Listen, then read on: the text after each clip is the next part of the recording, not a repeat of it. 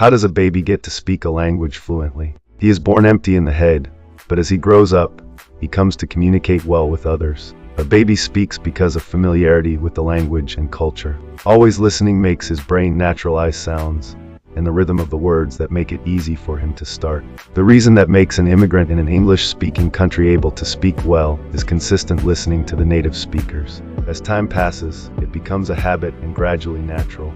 Even if you don't speak immediately, it is important for you to listen. Keep listening to English content like podcasts, courses, and stories, and watch English videos every day.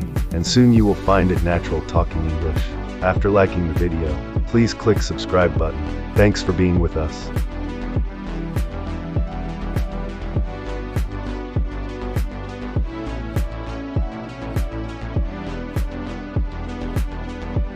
How does a baby get to speak a language fluently? He is born empty in the head, but as he grows up, he comes to communicate well with others. A baby speaks because of familiarity with the language and culture. Always listening makes his brain naturalize sounds and the rhythm of the words that make it easy for him to start. The reason that makes an immigrant in an English-speaking country able to speak well is consistent listening to the native speakers. As time passes, it becomes a habit and gradually natural.